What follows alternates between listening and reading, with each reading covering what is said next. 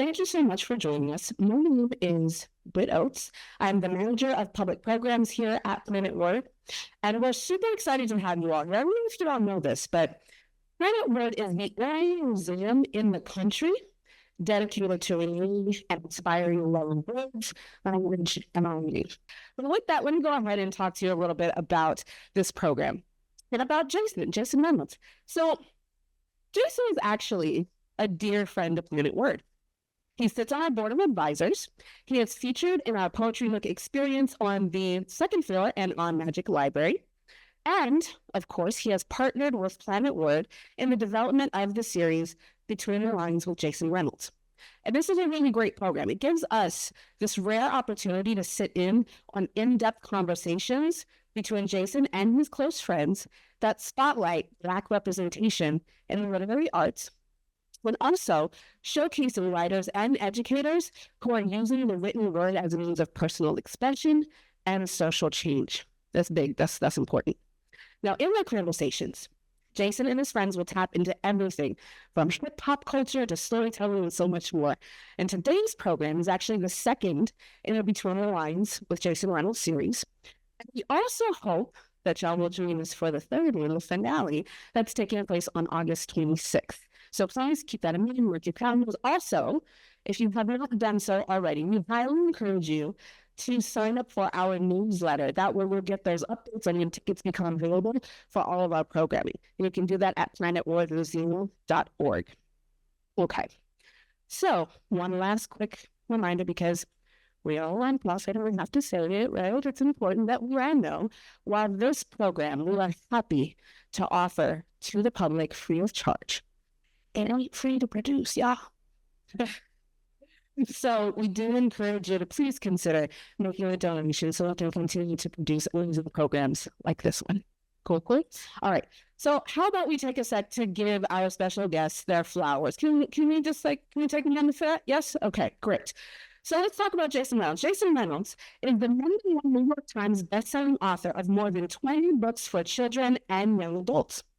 He is best known for his novels All American Girls, co-written with Brendan King, the Track series, and A Lonely Down, which received Moving, Prince, and Coretta Scott King honors. Among Jason's many accolades, he was named the National Ambassador for Young People's Literature by the Library of Congress for 2020 through 2022. He is on faculty at Lesley University, the Writing for Young People MSA program, and lives in Washington, D.C.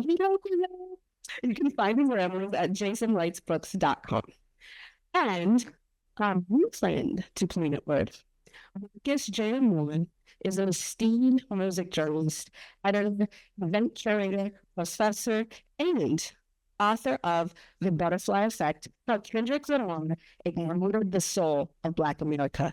The next book, High and Rising, aka The De La Soul Book, a blend of cultural biography, memoir, and critical analysis, will be released in November 2024, so stay tuned for that. Marcus has been a contributing writer with The New Show and a senior editor with Bandcamp Daily, a platform he helped launch. He co-leads the jazz-focused 5 Minutes That Will Make You Love series at the Network Weeks. Marcus has had famed musicians like John Batiste, Questlove, Michelle Ndegeocello, and Thundercat write about their favorite jazz compositions. Elsewhere, his music coverage can be found at NPR, Pitchfork, Time, Entertainment Weekly, GQ, The Washington Post, Rolling Stone, and The Atlantic, among other outlets. All right, let's see that energy. Let's give some more to these canes. Please welcome Jason Reynolds, Marcus J. Moore.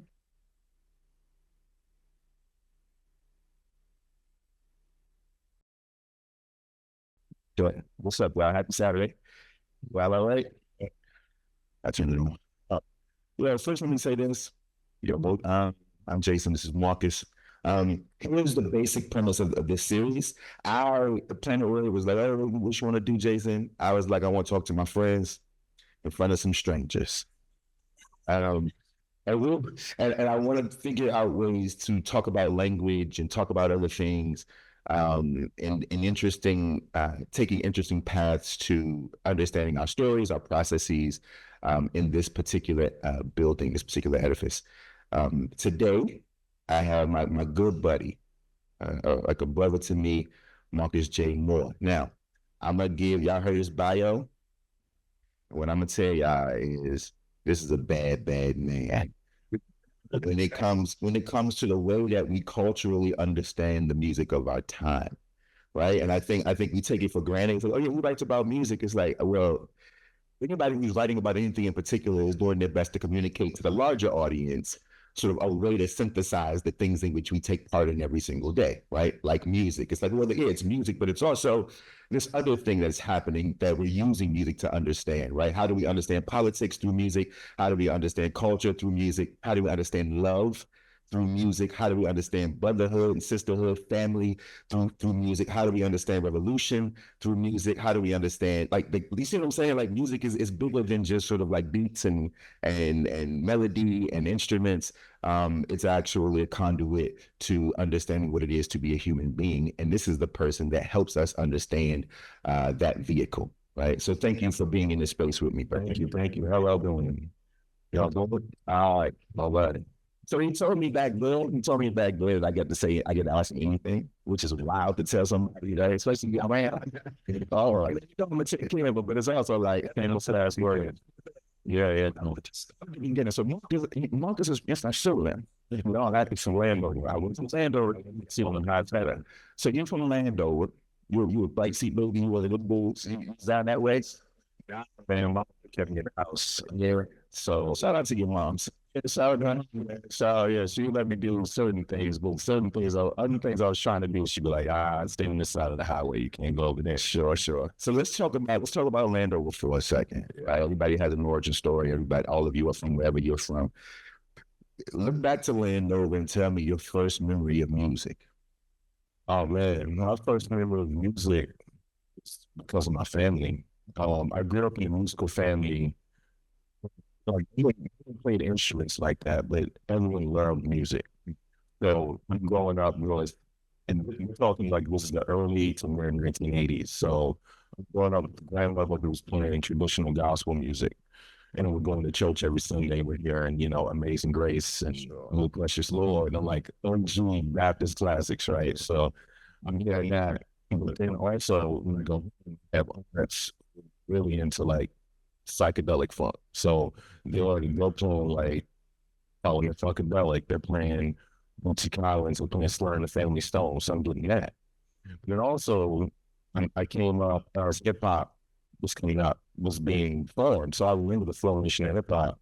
I was sitting with my cousins like playing cassettes of like Public Enemy, Boogie Productions, NWA. Now I'm listening to NWA way younger than I'm supposed to. Of course. Okay. I'm like 7 years old and I'm listening to Dope Man. And it's slightly different than today. I'm shitting, so yeah, I'm listening to all of that music. So my cousin Ike always likes to tell you a story now. I wouldn't be in trouble if you sat me in front of a TV and had MTV on. So I'm watching MTV. And this is before they put black people on this. Okay. So what is that? Except for Mike. Well, this is before Mike. So then I'm catching like Donna, The Cure, Global Bodie. Yeah. I'm catching all of that. So the fears, Duran Duran. Yeah. So it's like even now when I'm driving around, I know these songs. I'm like, I don't know how I know these songs, but I still know all the lyrics. Yeah. So that's my initial memory of music, just coming up and just absorbing. I've always been a very observant person. So I'm always listening to paying attention.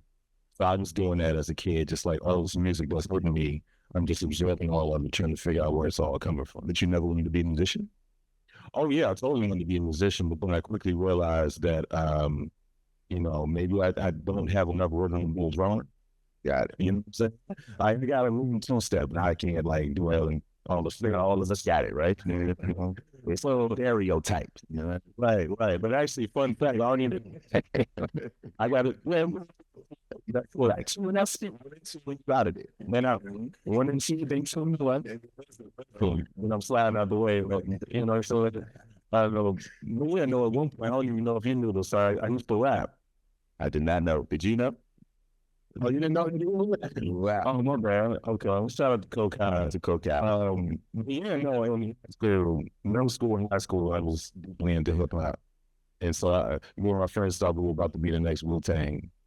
We were rapping about nothing in particular. I think you should. Let's hear some of that. Nah, so yeah, man, but I was on my side. I'm not on now the time, people stand out. I was not anymore. I just write about the people who come in. I'm so curious, man. Like, well, wait, there's something more. Add up and up, burning up and up sales, which I'll explain in a second. That's just no, that was a Johnny. A Johnny. Yes, he wasn't. We'll talk about that later. A Johnny Saycomb. Johnny Simmons. Well, the Simmons brother. Yeah, he changed his name. We'll talk about that. That's another. We'll get to that. I was thinking about him. Let's talk about my writing. I think it's interesting. Like you from Landover, and this is something that people ask me all the time. He's about to you from Landover. What? For one was squad working class community has its own reputation. So the name was in place. Has its own reputation, as everybody knows. And your expectations of me while at a particular age is to grow up to be this, that, with her.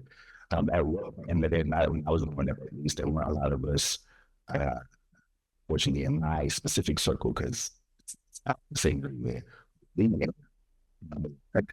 And a lot of us writing, I was most people writing raps. Right? So my question to you is, at what point do you decide I want to write? I want to write also work around this thing that I grew up in when I was loving and listening to. So that was in 2008. Okay. It wasn't until 2008. So I came back when I was a hardcore journalist. So if I was covering music, I was working on a newspaper called The Gazette. I think it's like at first I was covering the city of movie, and I was everything from crime to education to local government, things like that. So after that I covered business, insurance county business for like a year, and people realized I can't read balance sheets, and that's not my jam. And I got promoted to go to Gage Authority and cover Montgomery County education and some statewide stuff. And that was 2007. And a year into it, I started getting interested in writing about music. I kind of put it on the back burner. Like I would do a piece here and there, but I wouldn't do a whole lot. But I was literally, I'll let you tell the story where I was literally in a swim board meeting in 2009. And I said under my breath, like, yeah, I can't do this anymore. So it got to the point where, I don't know, probably not, all right. I was covering education when Jory Beast was a superintendent of public schools. It was something political. It was like education versus county counseling and then running yelling at each other. And I was like, okay, I can't do this anymore. I'm just start covering music. And so me and I do some of the line and Berkeley we decided to launch this website called BMV Spectrum. It still lasts super long, but it quickly caught the attention of like local newspapers. And like God's meaning, or local newspapers, specifically the Washington City paper. So I just took what I was doing, the Spectrum over to the city paper. It kept going. So all told, it hasn't been terrible. But then I started doing math. I was like, 2008 was a minute ago. Like, oh, wait, I wouldn't think it's well. First being peace. It was I wrote a cover story on this group called Maryland District. So for those of you want to get some contracts and schedules or so. So I was covering DMV whatnot, and rappers in particular who like in the grammar thing called Odyssey, EXO, Ryu. This group called Diamond District, which they came out with their debut album was In the Rough, came out in 2009. It was an incredible record. I still play that record. They were coming out with another nuclear self-one album in 2013 or something. And the city people tagged me to do a cover story in them. It's dope. So those was anybody knew the last minute, the ending outcome. Oh, this is all new people. That's what's up. Well, truly, I remember here the last time we had this event. Yeah, I was traveling to Myra Deborah Kokai through.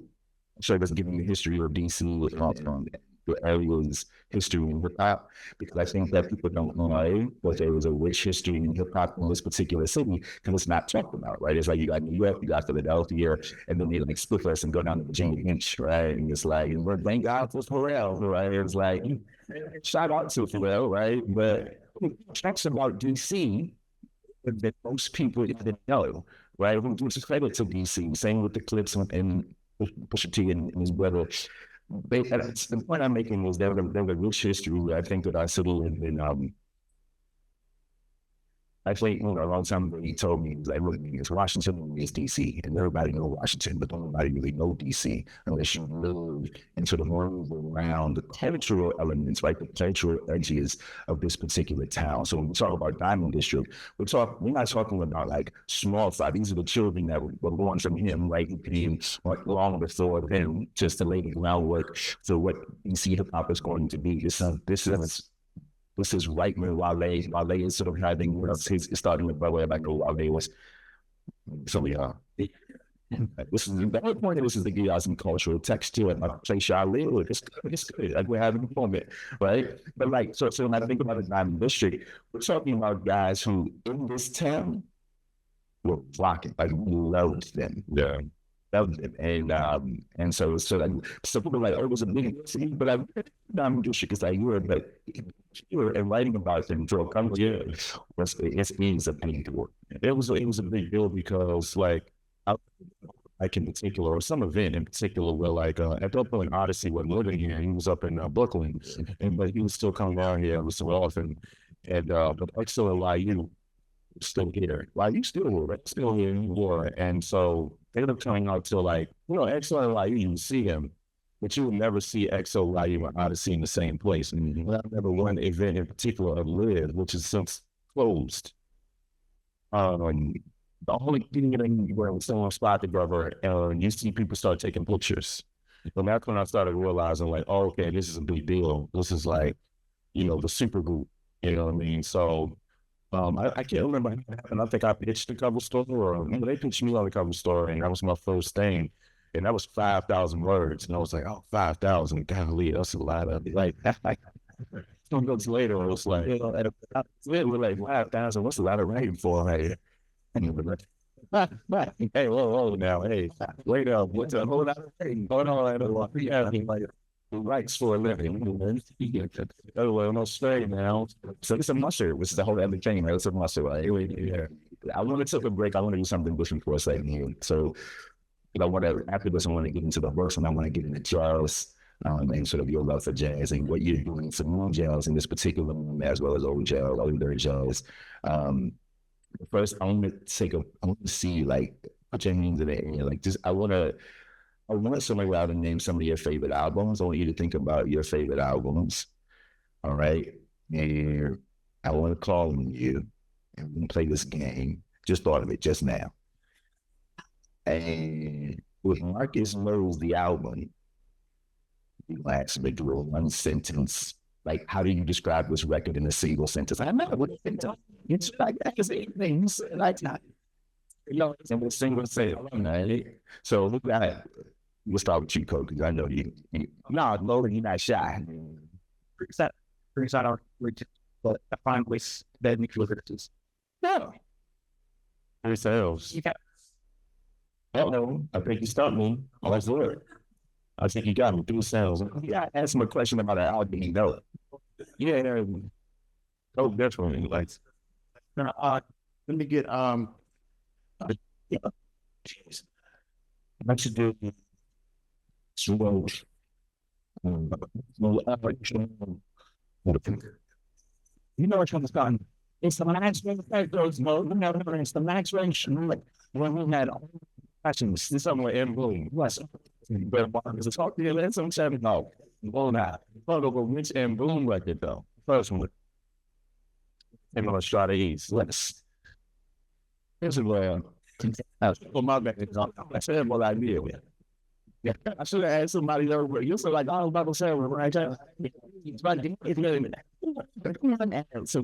this time, actually, so I'm going, okay, we can challenge, like, okay, you know, what's the, I didn't hear because I went through, yeah. But sell it to us and we can go listen. Like, okay, all right, okay. One sentence. Include that one sentence. All right. It could be a long sentence. You just punctuation. Okay, all right. That's music. All right, let me back up. Going to go in. It's protest music, the role and will accept protest music to sound. I'm like, go going. You got to get it going. Not all protest music was about fighting power. It was about invoking what you want to do globally without asking for permission. Fire. My God, words. I think this was going to be good. No, I don't know. How do you do it? How do you do it? All right, let's go to the chat. Jay, what you got, Joe? Oh. Oh. Yeah, everybody, you know. I'll tell you one more time in the mic, Jason. Minimal by being slower. I'm writing in those seconds to arguably one of the greatest albums ever made. Anyone has not heard it, here's your chance to get put on. Okay. So Sly and Family Stone. If Sly and Family Stone still making music, the early 2000s, this is what it would sound like. I am weird as I know, right? Super killing it. All right, let's go. Gosh. Okay, we can see some. Hey, let's all. Hey, listen. All right, let's go. Right. How was that? Trust gangster. It's a good one. That's a good one. Shoot by Giving Stars, you know, like God bless the door, rest in peace, schools. So being known with this group as a foundation of hip hop, huge out of Boston. What you got? But it's still some real words here. Foundational hip hop group. Well,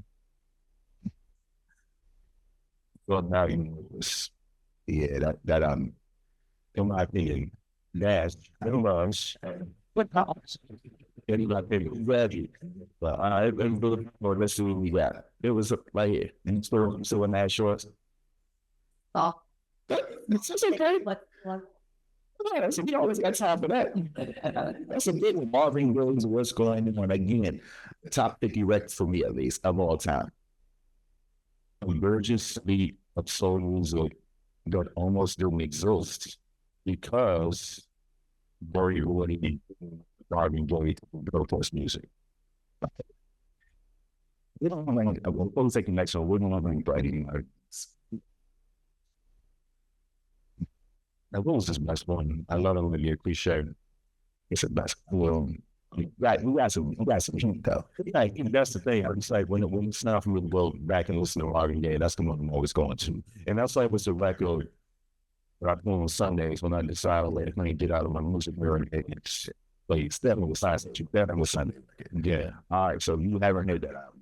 Facebook, you never heard that album. Shame on you. Let's go that slide, but I haven't heard Marvin Gaye's what's going.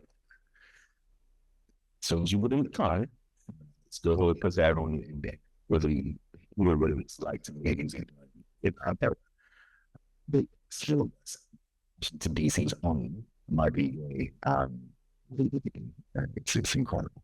I wouldn't show any our own questions. Let's go. Let's call and already with that. Islands Are Me by Tupac Shakur. Oh. I let's say this. One facility on that out. That's a double. Two cents. It's 10 cents. That's for this. 10 cents for this. It's not like things. You understand? Oh man, that's a tough one. That's a good question. That's a good one. That's a really good one. Black album from an artist trying to redefine his sound as hip hop music evolves. Yeah, I agree. But I want to say one sentence. Wow, I'm letting go. I'm there. I'm like, put on the head. That's a hard. All right, last one. My brother, like, I saw you in one. I got, or my sister, or my family. I can see. Yeah, right here with that. That might be glasses. Okay. Most Def and Tyler Quality is Black Song. This is a good one. Hey, I'm glad I called on you. I was kind of low-key hoping it would just be most Def Column Black on both sides. I thought it was soon. But the Black Style, wait, which one? The new one or the Black Style? Right. It's telling me two, but the one, I get it, right? The first one. Yeah. So what? Not the don't. Another pivotal like I was before. I went out and sure on one of the hard one songs for that one. I would say traditional album that reminded listeners that it's okay to love each other. That's fire.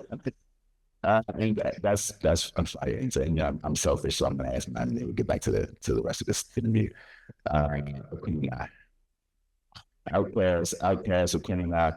Any of these will sound foreign to you. I don't know. I'm not taking notes. I don't know. I don't see no pen and pad, no camera, no phone. You know what I'm saying? I'm just trying to enrich our lives, and that's what we're trying to do, right? We can stop us after that. I know. Right? As you, I'm not the door. They might ask you, like, you know, one more time, right? Outcast of Kenny and I. Outcast of Kenny and I. The Outcast album that defined their sound moving forward, I would say. Yeah, I'll stop there. Let's go ahead and dash it. I'm surprised when I'm like, this is who George Clooney would sound like.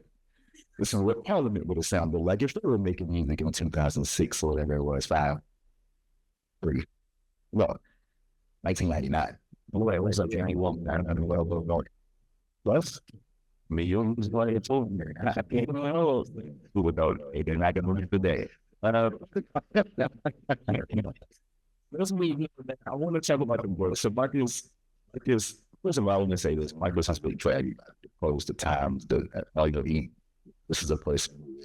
I don't know if y'all know Greg Tate. Greg Tate was OG with this. He was sort of he's a black journalist, right? Journalist who basically revolutionized the way that a person could write a profile or a review. He was one of these like the nonfiction guys where like you would read his reviews on music and it would feel like you were reading a short story, right? And Marcus is coming through that particular lineage. Would you say? Where's he about?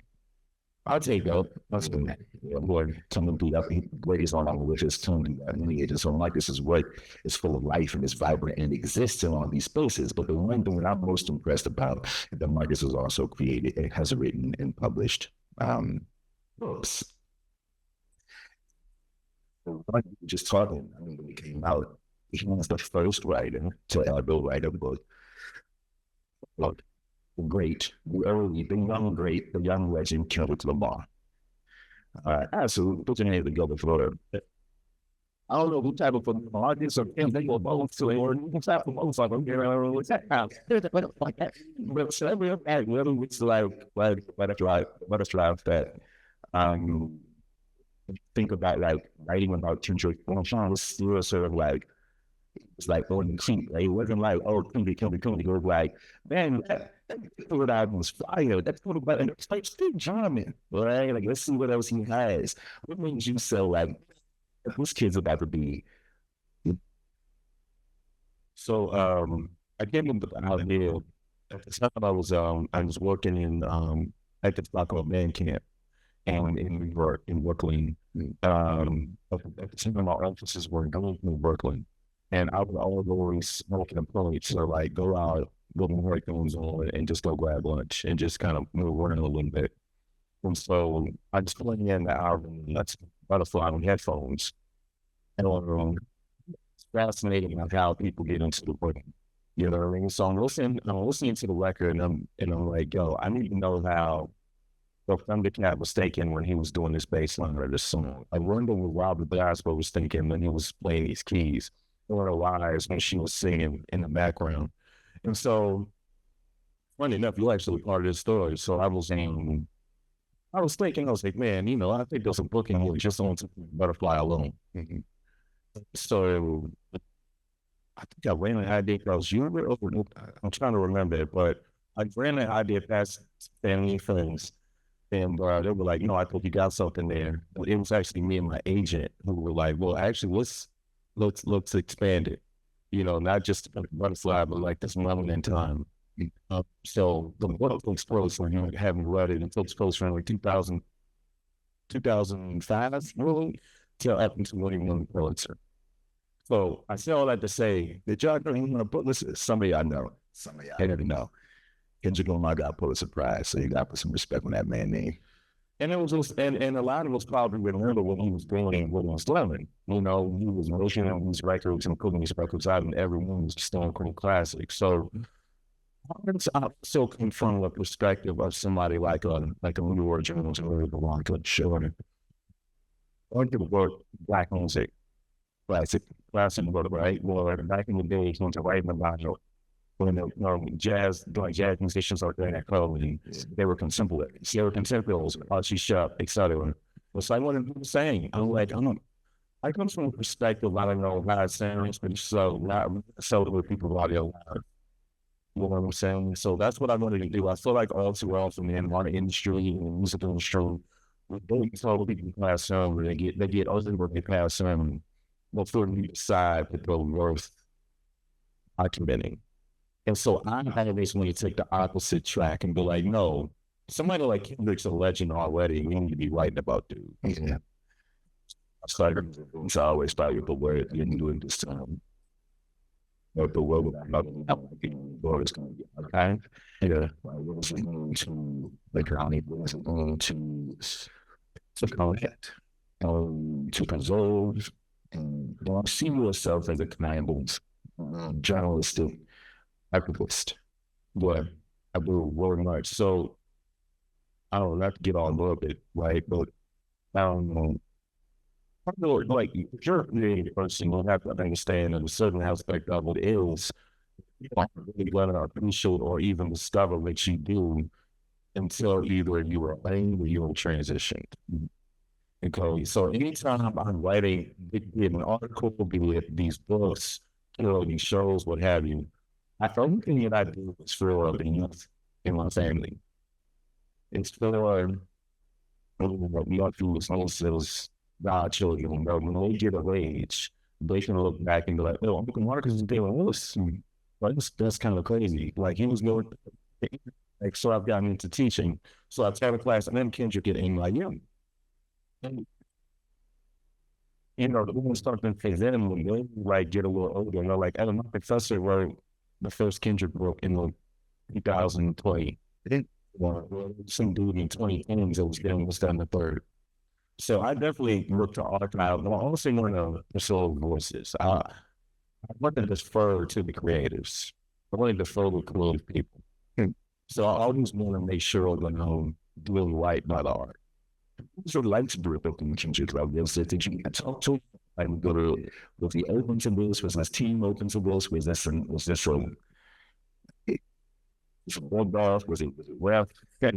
She can't run. It could be that low, right? It was this. It's not that fun to make something that's beautiful. I think it was all the above, man. So, but I mean, so the team was really nice. It surprisingly so. It wasn't anything about Kendrick saying, listen, this Drake, or we met a lot. When he said on with Barricade, fabulous. So when I even had the idea, I was terrified. And I was like, man, I'm gonna like this boat, Kendrick going to like, he's on the warning. You know, it took like this big, you know. I thought it was musically, man. I was like, you've been served, you know. And anyway, that's real. You know, exactly real. But no, so like the idea and when the deal got signed, news of so it was coming out like it was on like this club or like it was on the thing. You know, I wasn't anticipating that. Like people were looking up like, yeah, starting on to show that you're writing the book and Kendrick. And I'm like, no, what? I was watching the book and I was like, how this stuff was happening. You know what I'm saying? So no, but then the I remember what go to like good old stuff is totally like we trust you. Kendrick is an album mode. When it's an album mode, he doesn't do anything, he doesn't talk to anybody. And he was creating an album that would kind of miss him around. So it was nice enough to be like, look, after anybody, you're doing it, like it's all good. And I got it from my sources that he really loved the book. And it wasn't super complimentary. Like I definitely like gave him his flowers, but I didn't cut it past for anything that he was doing wrong. And I'm still cutting it. And still doesn't not yes, not yet. You know, I look up and see each other that way. I mean, you know, it's gonna be fun. It's dramatic. Well, sir. So like, I got 2 more questions. Get ready, Cope. Then it's gonna be your turn to ask questions. Please ask whatever you need to ask. This is a real opportunity.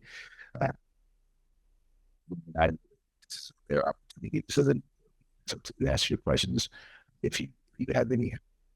But I don't to go out. My was talking about jazz for a second, but you have a new book coming out. It's coming out. Because number 19 for number 19, you know, start 3 feet high walls.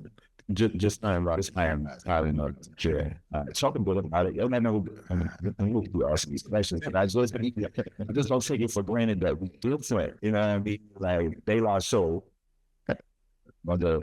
Salvation, the foundation, I'm going to chat about so it work. So we had so exciting and so it's so yeah. It's about daylight, but it's about me growing up in daylight. It's just like let me back up one second. The thing I realized about people who love daylight, I'm sure there's a lot of daylight things in the year. Shout out to Valley. I've been going to be a lot of fan. So a lot of people I've learned like about daylight to be I think to articulate my love. So like we can still the thing was still out nervous on the year so when people start talking about a lot of they can always talk about like, well, you know, it's what's that. So I was writing some people like that and people like myself where I mean, you know, like I was saying earlier, I grew up in I grew up in South, you know, I only tried to or like but I'll say it was more go out and try people out whereas Ice King.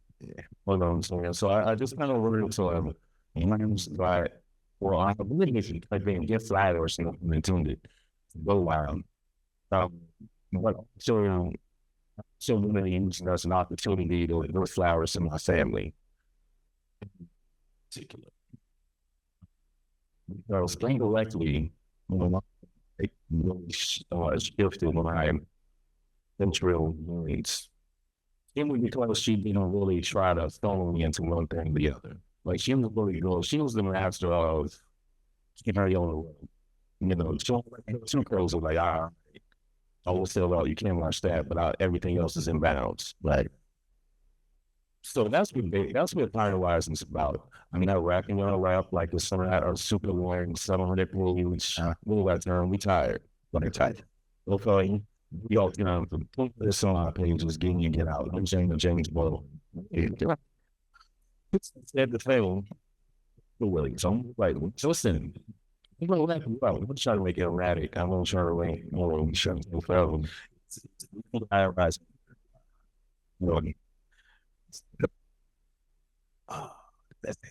Stay eyes better. I'll tell you. Stay that.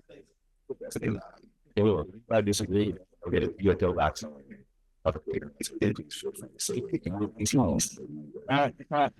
This is not a safe space anyway. I will say though that very allowed.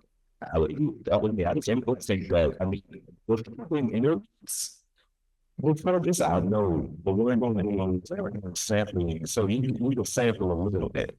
But they were like samples and samples.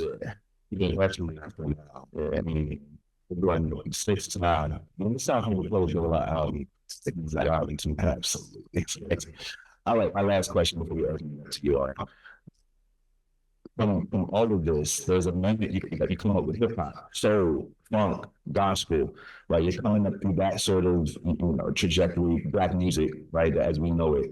American classical, I'd even argue. Right? These are the American classical musics, right? Coming up through that sort of space.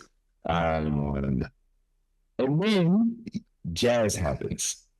It doesn't happen like jazz is happening, but then it happens to you, right? So these days, Marcus is known primarily for writing about jazz, which is interesting because he hasn't written any books about jazz yet.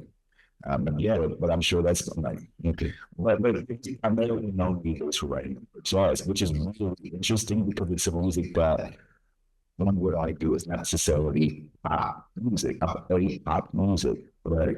And so my question to you is, why jazz? How did it happen? And what exactly is the goal? So, I haven't really said this publicly. I haven't really been a super deep jazz head for a long time. I really only got into like deep underground jazz in 2016. And again, going back to band camp. So when I was helping the launch band Cat Billy, everybody in the room, we all had our different lanes. And mine was like obscure underground jazz, underground whatever. So I have a reputation for being one of the beats where so it'd be like 2, 3 11. I'm like in the archives of like just digging through records. And that's when I'm finally like, yo, this is about a guy's first jazz album from 1965 that's kind of fire. Like random stuff like that. And there's a lot of some jazz collectors probably know. Once you start collecting jazz records and you look at the records, it's a rabbit hole you can't get out of. And then you start discovering like these sort of underground records from some artists you never heard of. The kind of like songs and how to play bass and etc. It was just like, hold on, get on this record. So that kind of leads them there. But also, I've ever seen a person that looks the other way. It's like on this thing over the like English rules and journalism. I knew early on I would move Wilson, Kanye West, or Beyonce, etc. They don't need my criticism, but and I can go over here and write about jazz music because what I always try to do is like let people know the jazz to me. It's not always overboard. So I kind of like the Teens of Fedora squad that I see in like and it's like it's like 65 or whatever. It's like, okay, whatever. I'm trying to let listeners know that yes, this is challenging music, but it's not so challenging that you can't get it. And a lot of times I'll play music and friends and family are like, oh, that's actually kind of cool. It's like, yeah, this is Max Roach. Yeah. The percussion ensemble. Yeah. So that's kind of it's weird because I find like I like jazz music, but I find that which I always do everyone levels trying to convince someone who only knows illustrative solo and representation painting to using abstract art. Right. And it's like, well, how do I engage with it? And it's like, well, you stand in the front of it and see how it makes you feel. Right? Like you're in front of it, look at it, and see if it's triggering along true. Right? And I think sometimes we should look at music has the power to do that. It's like what people think about great music before they see go like that. It's like it sounds like noise. It's like, how does it make you feel? Right. How does it make you feel? Right? Like I think that getting for jazz, I'm hoping you will have a new generation and new crop of young listeners who are like, well, this is genuine and it's interesting. That's the response. This is interesting. I'm not sure whether things are still interesting. Exactly. The art is still interesting. Right? I don't know if I get it.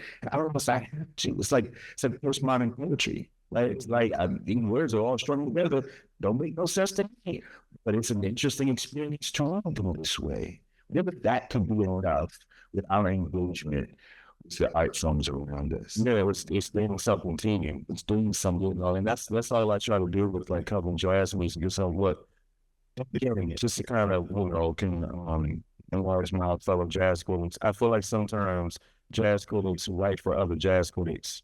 They're like still like professors, they're academics. Yeah, it's like when you read the criticism, you're like, I don't even know what this says.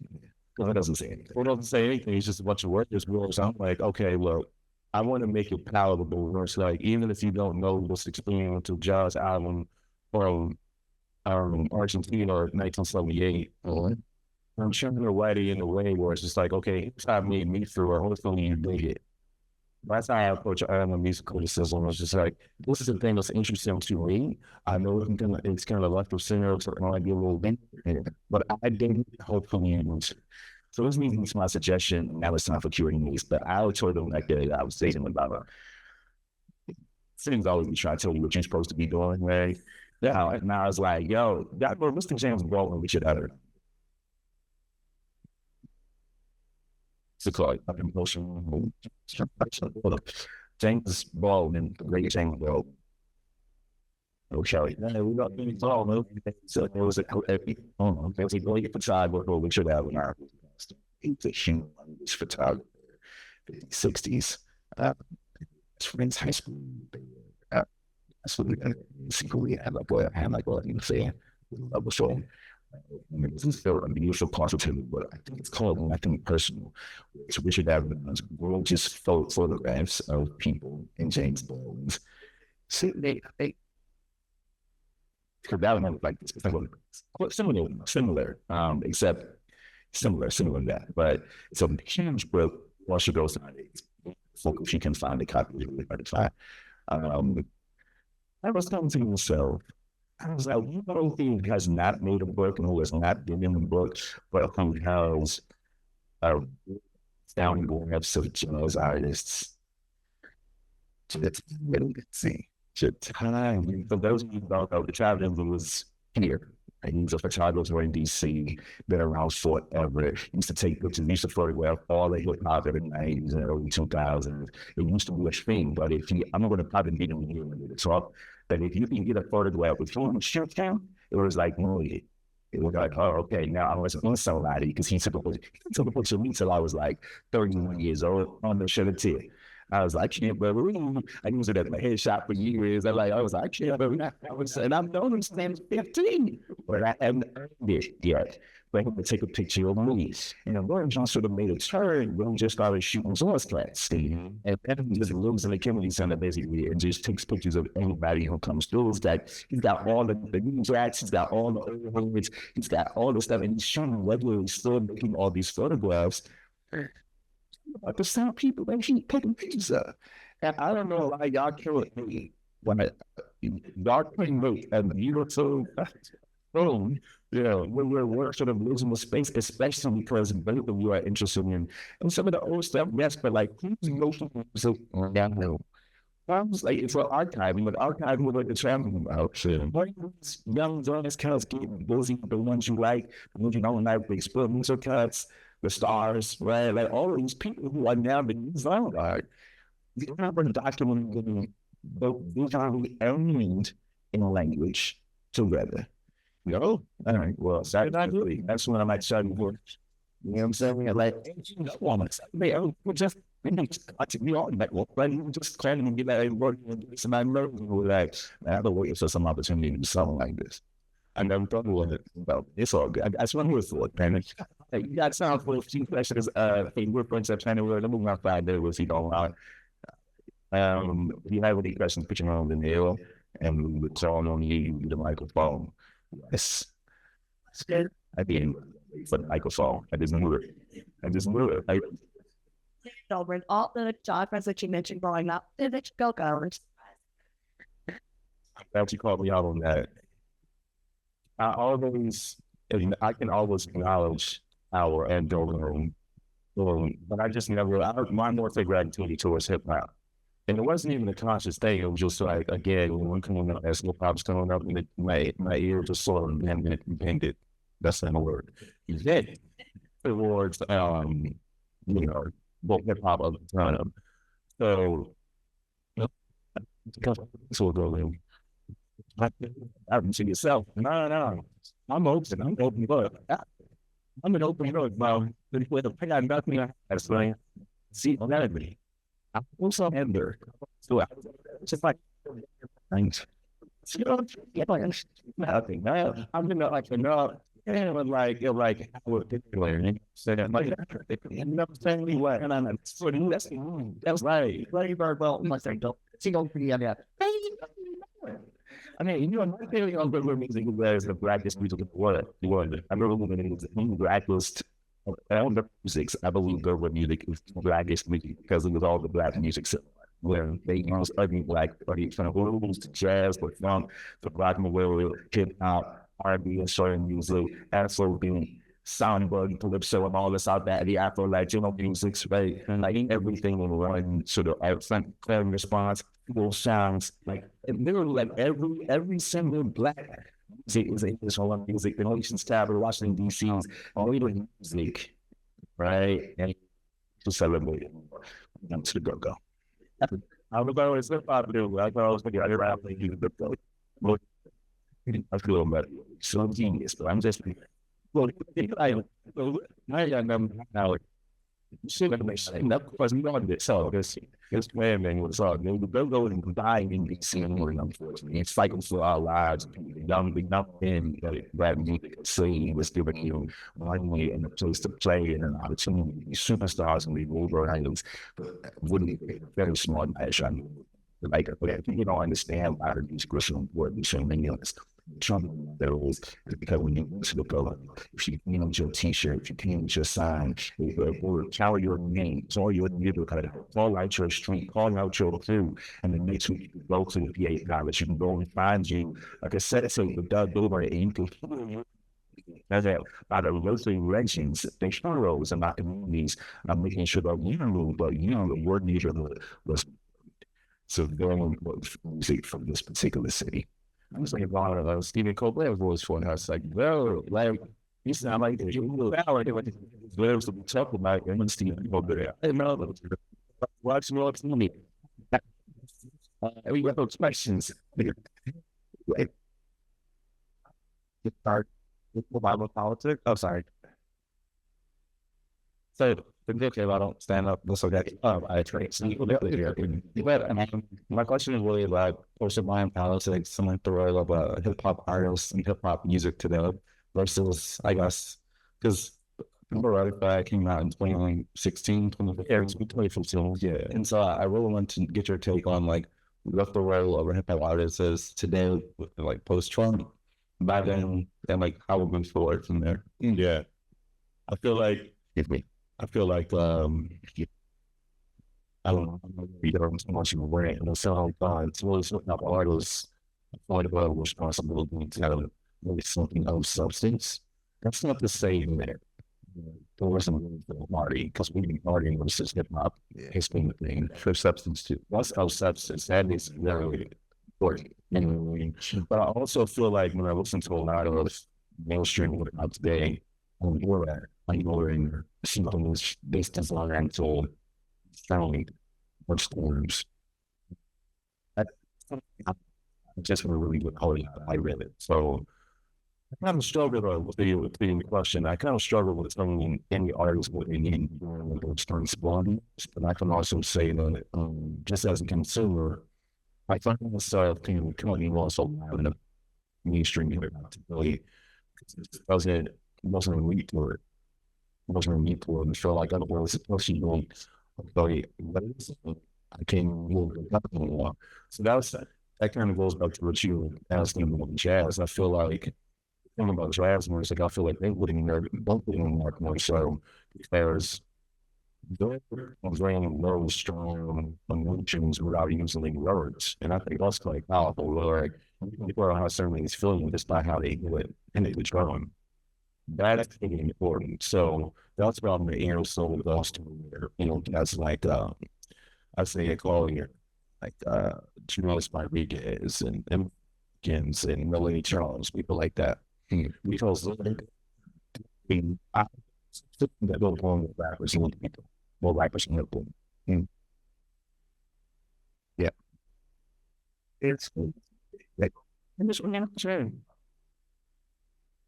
I it was 2000s lead album, a jazz album. Yes, I okay, for the best. Yeah, no, we don't say that for the evening that course. Yeah, it is that age. It expands into the spirituality of his musical expression. That is how I look at it. I don't look at it as a jazz album. I look at it as a meditative practice. It's a meditative album, and I would consider that more new age. Yeah, it's me. But it's your thing. No, I totally agree with that answer. It's so the thing about it is, so full disclosure, I'm kind of looking at it from the inside looking out.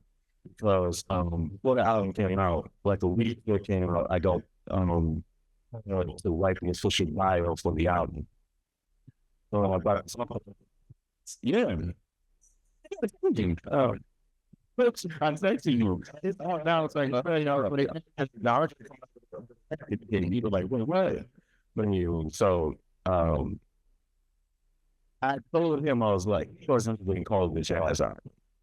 When I listened to that album, I think more so of like people like Lamar and they were playing work. I was Nino, still not for seeing a Nate Russell.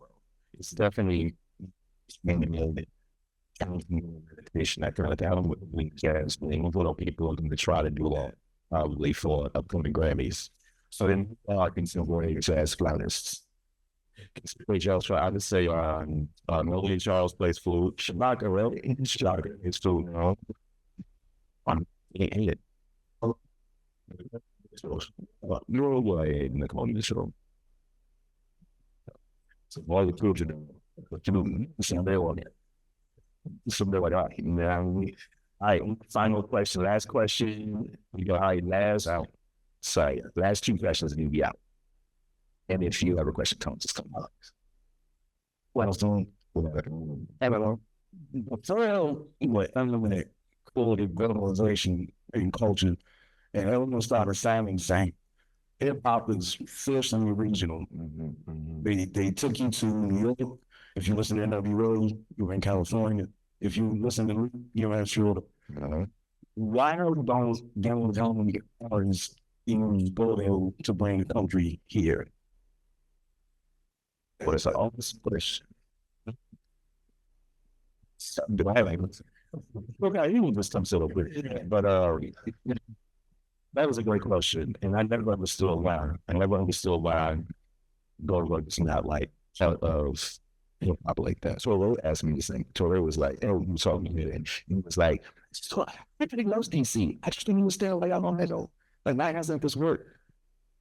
I'm just when I used to cover music here, it felt like a lot of the campaign artists were selling everything from elsewhere.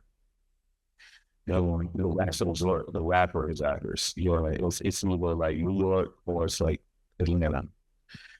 So everything about Go-Go, which those of us who are space knows that they're on a lot of original songs. They do it's almost like they have it's all mixed covers.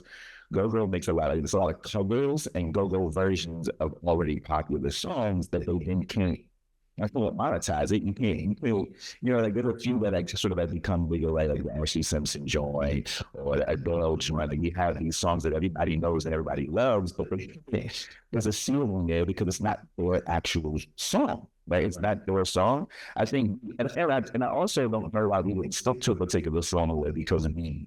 Because while they really come to the Go-Go world, he doing Go-Go as the springboard to get him where he was. If it wasn't for Sex and Love was very but if he wasn't for that song, which is in right there, which was already that Go-Go in the city, everything that's right. What's that why we had? That's true. That's true. Like, sure, man. Inside, So that was what's out of that jam? Jumped out was out of that jam, right? Close. Yeah. Close. I don't. When Zero being like, hey, look, I'm gonna take this. I'm gonna use. I'll never shut down. We're going to do the song that she did. I mean, I don't even know that. Like, Ellie samples Chuck Brown. When this is like, I don't know. James Brown. Chuck Brown's he's sampling Chuck Brown, right? So like it's happening. And when that Rich Sean was producing and do like and release stuff, and you think of those sounds and pop songs that would become huge. Beyonce, right? And it's one of the songs like Rich Sean beats, which is right here. And says all the combos and uses all that sound. So like we've had these boomers of like whatever for some reason we can't like that's I don't know. So like it was evil out there like with a lot of everybody who comes here and does learns about it or sees it live is like, oh, this is incredible. Like it's amazing. You don't want to see something go, we will see like 15 people on stage, all rocking instruments. Like it's like some interesting version of an orchestra. And I mean, and people should go and see it for themselves. It's very about it's that at Lake Power. You connected it. It's visual and pass out the artists to do those connections. Somebody should flip. I think because that's gonna be something that everybody already knows. Like everybody already knew that song that she used, so it's got to be a song that everybody already knows. And the biggest rebel song, unfortunately, of all time is doing the rap. And somebody should flip it. And somebody should flip it. One of these contemporary class should flip it. And should make the video, right? And be like, "This is the right? This is it, right?" And figure out a way to sort of take that way. I don't know, but it made me. I don't remember the marriage. We 2 weeks later, but about 5 years ago. Well, they that's true. That's true. Yeah. So I did face it. That's right. Our last question, and then we out the door. Kind of, don't give flapos, but streaming some warrior. That's true. So, streams of planet. Told him this for a night. I told him I was like following the balls and 10 minutes just getting a careers on. I don't follow and put rough mouth because this is the first time I saw catching photos and showing this say everything to say. I love it because we're rapping about stuff. We're rapping about the life as it is currently. And I feel like a lot of the myths around hip hop is because once you get a certain age or once you spot a couple gray hairs, then all of a sudden you throw all the rap. And I've never agreed with that. I always felt like just rap about this is your lane and you should be fine. So I even take it locally. Say this probably in the rapping. That's why they were rapping the world and they didn't say he was like anything. Like he was like, no, we just raps about stuff. It's like, well, going to work and not daughter, right? Not getting paid on time. Yeah. Yeah, the whole album, the arrow was about like trying to make it to his next shot. But such an artful way, I was like, this is incredible. So that's the one thing, going back to your Andre question, where it's like, he was like, yo, okay, I just don't have anything to say now in my shorties. And I'm on the other side, like, well, just rap about where we're at here now. It's back about where you're at. Like, you know, so when I went to bio, I was sending him, like, the rules. Susan Earl, like, you was rapping. Who else was from here? I'm selling Fonte.